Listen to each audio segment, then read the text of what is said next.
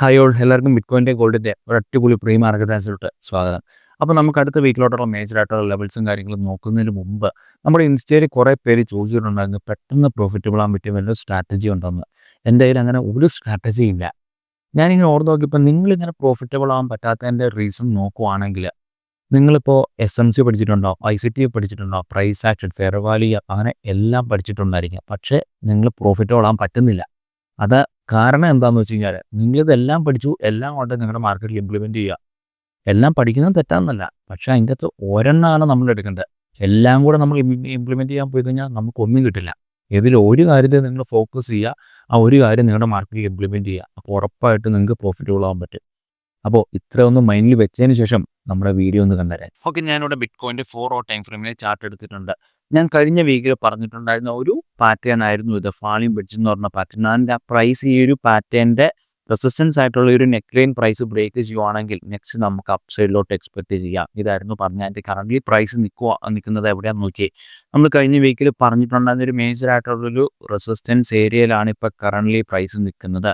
ഇവിടുന്ന് നമുക്ക് കാണാൻ പറ്റുന്നത് രണ്ട് കാര്യങ്ങളാണ്. ഒന്ന്, പ്രൈസ് ഈ ഒരു റെസിസ്റ്റൻസ് എന്ന റിജക്ഷൻ കിട്ടി താഴത്തോട്ട് പോവുക. കാരണം എന്താണ്, ഒരു റെസിസ്റ്റൻസിൽ എപ്പോഴും സെല്ലേഴ്സ് ഉണ്ട്.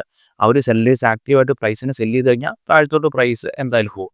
ആൻഡ് നെക്സ്റ്റ് നമുക്ക് എക്സ്പെക്ട് ചെയ്യാൻ പറ്റുന്നത് എന്താണ്, ആ ഒരു റെസിസ്റ്റൻസ് ബ്രേക്ക് ചെയ്ത് കഴിഞ്ഞാൽ സെല്ലേഴ്സിനെ തോപ്പിച്ച് ബയേഴ്സ് അവിടെ ആക്റ്റീവ് ആയി കഴിഞ്ഞ് കഴിഞ്ഞാൽ നമുക്ക് അപ്പ് സൈഡിലോട്ട് എക്സ്പെക്ട് ചെയ്യാം. അതും നമുക്ക് എക്സ്പെക്ട് ചെയ്യാൻ പറ്റുന്ന ഏരിയ എന്ന് പറഞ്ഞു കഴിഞ്ഞാൽ നെക്സ്റ്റ് റെസിസ്റ്റൻസ് ആയിട്ടുള്ള 1,24,553 മുതൽ 1,23,258 എന്ന് പറഞ്ഞ ഒരു ഏരിയ വരെയായിരിക്കും നമുക്ക് എക്സ്പെക്ട് ചെയ്യാൻ പറ്റുന്നത്. അതല്ല പ്രൈസിന് റിജക്ഷൻ കിട്ടി താഴത്തോട്ടാണ് മൂവ് ചെയ്യുന്നതെങ്കിൽ നമുക്ക് എക്സ്പെക്ട് ചെയ്യാൻ പറ്റുന്നത് അതും ഡെയിലി ടൈം ഫ്രെയിമിലെ മേജറായിട്ടുള്ള ഈ ഒരു സപ്പോർട്ട് ഏരിയ വരെയായിരിക്കും നമുക്ക് കാണാൻ പറ്റുന്നത്. അത് ഓൾമോസ്റ്റ് ഒരു 1,10,656 മുതൽ 1,09,620 എന്ന് പറഞ്ഞ ഈ ഒരു ഏരിയയിലോട്ടുള്ള ഒരു മൂവ്മെൻ്റ് ആയിരിക്കും നമുക്ക് അടുത്ത വീക്കിൽ കാണാൻ പറ്റുന്നത്. ഓക്കെ, ഇനി നമുക്ക് നോക്കുവാണെങ്കിൽ ഇവിടെ നമുക്ക് മേജർ ആയിട്ടുള്ള ഒരു ചാർട്ട് പാറ്റേൺ നമുക്കിവിടെ കാണാൻ പറ്റും 4 hour ടൈം ഫ്രെയിമിൽ. അതും നമുക്കൊരു സ്ലൈറ്റ് ആയിട്ടുള്ള ഡൗൺ മൂവ്മെൻറ്റ് എക്സ്പെക്ട് ചെയ്യാൻ പറ്റുന്ന ഒരു പാറ്റേൺ കൂടിയാണത്. നോക്കുവാണെങ്കിൽ പ്രൈസ് അതിൻ്റെ മേജർ ആയിട്ടുള്ളൊരു സപ്പോർട്ടായിട്ടുള്ള ട്രെൻഡ് ലൈനാണ് ഈ പോകുന്നത്. ഇത് സപ്പോർട്ടായിട്ടുള്ള ട്രെൻഡ് ലൈൻ, അതുപോലെ തന്നെ മേജർ ആയിട്ടുള്ളൊരു റെസിസ്റ്റൻസ് ആയിട്ടുള്ളൊരു ട്രെൻഡ് ലൈനാണ് ഈ പോകുന്നത്. ഓക്കെ, ഇവിടെ നോക്കുവാണെങ്കിൽ നമുക്ക് ഓൾമോസ്റ്റ് ഒരു 1, 2, 3, 4 ഒരു 4 തവണയോളം നല്ല രീതിയിൽ സപ്പോർട്ടും അതുപോലെ തന്നെ 1, 2, 3, 4 ഒരു 4 തവണയോളം നല്ല രീതിയിൽ റെസിസ്റ്റൻസും തന്ന ഒരു ഏരിയയാണ് ഇത്. ഓക്കെ, നിങ്ങൾ ഈ ഒരു പാറ്റേൺ നോക്കിയിട്ട് എന്തെങ്കിലും മനസ്സിലാവുന്നുണ്ടോ? എന്താണ് നമുക്കിവിടെ കാണാൻ പറ്റുന്നത്? കാണുമ്പോൾ തന്നെ നമുക്ക് മനസ്സിലാവും. ഇവിടുന്ന് നല്ല രീതിയിൽ ബയേഴ്സ് ആക്റ്റീവായിട്ട് പ്രൈസിന് അപ്സൈഡിലോട്ട് കൊണ്ടുപോയി. ആൻഡ് ഇവിടുന്നും പ്രൈസ് താഴത്തോട്ട് വന്നപ്പോൾ ഇവിടുന്നും അപ്സൈഡിലോട്ട് കൊണ്ടുപോയി. ആൻഡ് ഇവിടെയൊക്കെ വന്നപ്പോൾ പ്രൈസ് ബയേഴ്സ് കുറഞ്ഞു വരുവാണ്. എന്ന് വെച്ചാൽ എന്താണ്, ബയേഴ്സിൻ്റെ ആ ഒരു മൂവ്മെൻറ്റം കുറഞ്ഞു, ഇനി സെല്ലേഴ്സാണ് ആക്റ്റീവ് ആവാൻ പോകുന്നത് എന്നുള്ളൊരു ഇൻഡിക്കേഷനാണ് ഈ ഒരു ചാർട്ട് പാറ്റേൺ നമുക്ക് കാണുമ്പോൾ തന്നെ മനസ്സിലാവുന്നത്. ആൻഡ് ഈ ചാർട്ട് പാറ്റേണിൻ്റെ പേരെന്താണ്, റൈസിങ് വെഡ്ജ് എന്ന് പറഞ്ഞ ഒരു പാറ്റേൺ ആണ്. എന്ന് വെച്ച് കഴിഞ്ഞാൽ അപ്പ് സൈഡിലോട്ട് പൊയ്ക്കൊണ്ടിരിക്കുന്ന ഒരു ട്രെൻഡ് അത് ചേഞ്ചായി ഡൗൺ സൈഡിലോട്ട് പോകാൻ ഒരു ഇൻഡിക്കേഷൻ തരുന്ന ഒരു ചാർട്ട് പാറ്റേൺ ആണ് ഈ ഒരു റൈസിങ് വെഡ്ജ്. ആൻഡ് ഇപ്പോൾ കറൻ്റ്ലി നിൽക്കുന്നത് അതിൻ്റെ മേജർ ആയിട്ടുള്ളൊരു സപ്പോർട്ട് ഏരിയയിലാണ് കറൻ്റ്ലി നിൽക്കുന്നത്. ആൻഡ് ഇനി ആ സപ്പോർട്ട് പ്രൈസ് ബ്രേക്ക് ചെയ്യുവാണെങ്കിൽ നെക്സ്റ്റ് നമുക്ക് കാണാൻ പറ്റുന്നത് നമ്മൾ കുറച്ചു മുമ്പ് പറഞ്ഞ ഒരു ഡെയിലി ടൈം ഫ്രെയിമിലെ ഈ ഒരു സപ്പോർട്ട് ഏരിയയിലോട്ടുള്ളൊരു മൂവ്മെൻ്റ് ആയിരിക്കും. ഓക്കെ, അടുത്ത നമ്മുടെ ഗോൾഡിൻ്റെ വ്യൂസിലോട്ട് പോകുന്നതിന് മുമ്പ് നമ്മുടെ ചാനൽ ആരെങ്കിലും സബ്സ്ക്രൈബ് ചെയ്യാത്തതുണ്ടെങ്കിൽ വേഗം പോയി സബ്സ്ക്രൈബ് ചെയ്തിട്ട് വീഡിയോ ഒന്ന് കണ്ടേ. ഓക്കെ, ഞാനിവിടെ ഗോൾഡിൻ്റെ 1 hour ടൈം ഫ്രെയിമിലെ ചാർട്ട് എടുത്തിട്ടുണ്ട്. നമ്മൾ കഴിഞ്ഞ വീക്കിലും പറഞ്ഞിട്ടുണ്ടായിരുന്ന ഒരു മേജർ ആയിട്ടുള്ളൊരു പാറ്റേൺ ആയിരുന്നു ഫാളിംഗ് വെഡ്ജ്. ബിറ്റ്കോയിൻ പറഞ്ഞ ആ ഒരു സെയിം പാറ്റേൺ ഇവിടെ നോക്കുവാണെങ്കിൽ എന്താണ് സംഭവിച്ചത്, പ്രൈസ് ഇതിൻ്റെ റെസിസ്റ്റൻസ് ആയിട്ടുള്ള ഒരു ഏരിയ ബ്രേക്ക് ചെയ്തു. അതിനുശേഷം നല്ലൊരു മൊമെൻറ്റം തന്നു. ഈ ഒരു മൊമെൻറ്റം ആരെങ്കിലും ക്യാച്ച് ചെയ്തിട്ടുണ്ടെങ്കിൽ ഒന്ന് കമൻറ്റിൽ പറയാൻ മറക്കണ്ട. ഓക്കെ, അതിൻ്റെ നെക്സ്റ്റ് വീക്കിലോട്ട് ഞാൻ എക്സ്പെക്ട് ചെയ്യുന്ന മേജർ ആയിട്ടുള്ള മൂവ്മെൻറ്റ്സും കാര്യങ്ങളും എന്തൊക്കെയാണെന്ന് നമുക്ക് നെക്സ്റ്റ് നോക്കാം. ഓക്കെ, നോക്കുവാണെങ്കിൽ നമുക്ക് നെക്സ്റ്റ് മേജർ ആയിട്ടുള്ളൊരു റെസിസ്റ്റൻസ് ഏരിയ എന്ന് പറയുന്നത് ഈ ഒരു ഏരിയയാണ്.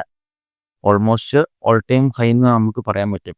ഏകദേശം 3,702 മുതൽ 3,698 എന്ന് പറയുന്ന ഈ ഒരു ഏരിയ ആയിരിക്കും നമുക്ക് നെക്സ്റ്റ് റെസിസ്റ്റൻസ് ആയിട്ട് വരുന്നത്. ഇത് ബ്രേക്ക് ചെയ്യുവാണെങ്കിൽ നമുക്ക് അപ്സൈഡിലോട്ട് വീണ്ടും പുതിയ ഓൾ ടൈം ഹൈസ് നമുക്ക് എക്സ്പെക്ട് ചെയ്യാൻ പറ്റും. അതല്ല പ്രൈസ് ഇവിടുന്ന് താഴത്തോട്ട് വരുവാണെങ്കിൽ നമുക്ക് കാണാൻ പറ്റുന്ന ഏരിയാസ് എന്ന് പറഞ്ഞാൽ നെക്സ്റ്റ് മേജർ ആയിട്ടുള്ള ഈ ഒരു സപ്പോർട്ട് ഏരിയ വരെയുള്ള ഒരു മൂവ്മെൻ്റ് ആയിരിക്കും നമുക്ക് കാണാൻ പറ്റുന്നത്. അത് ഓൾമോസ്റ്റ് വരുന്നത് 3628 മുതൽ 3620 എന്ന് പറഞ്ഞ ഈ ഒരു ഏരിയയോട്ടുള്ളൊരു മൂവ്മെൻ്റ് ആയിരിക്കും നമുക്ക് ഇവിടുന്ന് പ്രൈസ് ഹോൾഡ് ചെയ്തില്ലെങ്കിൽ കാണാൻ പറ്റുന്നത്. ഓക്കെ, ഞാൻ കൂടുതലും എക്സ്പെക്റ്റ് ചെയ്യുന്ന ഒരു ഡൗൺ മൂവ്മെൻ്റാണ് ഞാൻ കഴിഞ്ഞ വീക്ക് മുതലേ പറഞ്ഞിട്ടുണ്ടായിരുന്നു. അതിന് മേജറായിട്ടുള്ളൊരു കാരണം എന്ന് പറഞ്ഞു കഴിഞ്ഞാൽ പ്രൈസ് ഇവിടെ നിന്നൊക്കെ നോക്കുകയും നല്ലൊരു മൊമെൻറ്റം തന്നു. ആൻഡ് ഇവിടെ നോക്കുകയും നല്ലൊരു മൊമെൻറ്റം തന്നു. അതിനുശേഷം പ്രൈസ് ഒന്നും റീട്രേസ് ആയില്ല. ആൻഡ് ഇവിടുന്ന് മേടിച്ചവരുടെയൊക്കെ സ്റ്റോപ്പ് ലോസ് എന്ന് പറഞ്ഞാൽ എവിടെയായിരിക്കും? ഇവിടെ ആയിരിക്കും. ആൻഡ് ഇവിടുന്ന് മേടിച്ചവരുടെ എവിടെയായിരിക്കും? ഇവിടെ ആയിരിക്കും. അപ്പോൾ ആ സ്റ്റോപ്പ് ലോസസ് എല്ലാം ലിക്വിഡിറ്റീസ് അല്ലേ? അപ്പോൾ ലിക്വിഡിറ്റി ഫുൾ എടുത്താലല്ലേ പ്രൈസിന് ഇനി അപ്സൈഡിലോട്ട് പോകാൻ പറ്റുള്ളൂ. അപ്പോൾ പ്രൈസ് ഇനി ഞാൻ എക്സ്പെക്ട് ചെയ്യുന്ന നെക്സ്റ്റ് പ്രൈസ് ഡൗൺ സൈഡ് വന്ന ഈ കാണുന്ന ഈ ഒരു സ്റ്റോപ്പ് ലോസ് ആയിട്ടുള്ള ലിക്വിഡിറ്റിയും കാര്യങ്ങളും എടുത്തതിന് ശേഷമായിരിക്കണം നമുക്ക് അപ്സൈഡിലോട്ടൊരു നല്ലൊരു മൊമെൻറ്റം കാണാൻ പറ്റുന്നത്. ഓക്കെ, അതുപോലെ തന്നെ നിങ്ങൾ നോക്കി വെക്കേണ്ട ഒരു മേജറായിട്ടുള്ള ഒരു ഏരിയയാണ് ഈ ഒരു ട്രെൻഡ് ലൈൻ ഏരിയ. പ്രൈസ് ഇവിടെ നോക്കുവാണെങ്കിൽ ഇവിടെ നല്ല രീതിയിലൊരു സപ്പോർട്ട് എടുത്ത് പ്രൈസ് ഇവിടെ ഒരു ട്രെൻഡ് ലൈനിൽ മൂവ് ചെയ്യുന്നുണ്ട്. ഈ ഒരു ട്രെൻഡ് ലൈനിൽ ഏകദേശം നോക്കുവാണെങ്കിൽ നമുക്ക് 1 2 3 4 ഒരു 4 തവണയോളം നല്ല രീതിയിൽ സപ്പോർട്ട് എടുത്ത ഒരു ട്രെൻഡ് ലൈൻ ഏരിയ ആണ് ഈ ഒരു ഏരിയ. ഓക്കെ, നോക്കുവാണെങ്കിലും നല്ല രീതിയിൽ സപ്പോർട്ട് എടുത്ത ഒരു ഏരിയ ആണ് ഈ ഒരു trend line area. And next price ഈ ഒരു ട്രെൻഡ് ലൈനിലോട്ട് വരുവാണെങ്കിൽ ഇവിടെ സപ്പോർട്ട് എടുക്കുവാണോ അതോ ഇവിടുന്ന് ബ്രേക്ക് ചെയ്ത് ഡൗൺ സൈഡിലോട്ട് പോവുകയാണോ എന്ന് നിങ്ങൾ എന്തായാലും നോക്കി വെച്ചേക്കുക. അപ്പോൾ മേജറായിട്ടുള്ള ഒരു ഏരിയ എന്ന് പറയുന്നത് ഈ ഒരു ട്രെൻഡ് ലൈൻ ഏരിയ ആണ്. ഓക്കെ, നെക്സ്റ്റ് നമുക്ക് അടുത്ത വീക്കിലോട്ടുള്ള മേജറായിട്ടുള്ള ന്യൂസും കാര്യങ്ങളും എന്തൊക്കെയാണെന്ന് നോക്കാം.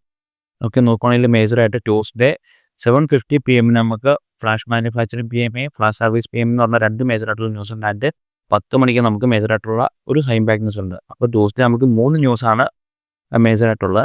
ആൻഡ് തേഴ്സ്ഡേ നോക്കുവാണെങ്കിൽ 6 PM നമുക്ക് 2 ന്യൂസും കാര്യങ്ങളുണ്ട് ഹൈ ബാക്ക് ആയിട്ടുള്ള. ഫ്രൈഡേ നമുക്ക് 6 PM ഒരു ഹൈ ബാക്ക് ന്യൂസും ഉള്ളൂ. അപ്പോൾ ഇതാണ് മേജറായിട്ടുള്ളൊരു ന്യൂസും കാര്യങ്ങളും. നമ്മൾ കമൻറ്റിൽ കഴിഞ്ഞ തവണ ചോദിച്ചിട്ടുണ്ടായിരുന്നു മേജറായിട്ടുള്ള ന്യൂസും കാര്യങ്ങളും എങ്ങനെയാണ് അറിയുന്നത് എന്ന്. മേജറായിട്ടുള്ള ഒരു ന്യൂസും കാര്യങ്ങളാണ് ഈ ഒരു റെഡ് ബോക്സിൽ കൊടുത്തേക്കുന്ന ന്യൂസും കാര്യങ്ങളും. ഇതാണ് ഹൈ ഇമ്പാക്റ്റ് ആയിട്ടുള്ള ന്യൂസ്. അപ്പോൾ ഇതാണ് മാർക്കറ്റിൽ കൂടുതൽ വോളറ്റിലിറ്റിയും കാര്യങ്ങളും നമുക്ക് തരാൻ ചാൻസ് ഉള്ള ന്യൂസുകൾ. ഓക്കെ, അപ്പോൾ നെക്സ്റ്റ് വീക്കിൽ നമ്മൾ മേജറായിട്ട് നോക്കി വെക്കേണ്ട ചാർട്ട് പാറ്റേൺസും സപ്പോർട്ട് ഏരിയാസും ഇതാണ്. ഇതിൽ എന്തെങ്കിലും ഡൗട്ട്സ് ഉണ്ടെങ്കിൽ നമ്മുടെ ഇൻസ്റ്റയിൽ ഒന്ന് DM ചെയ്താൽ മതി. ഓക്കെ, അപ്പോൾ നെക്സ്റ്റ് ഒരു അടിപൊളി വീഡിയോയിൽ നമുക്ക് പിന്നെ കാണാം.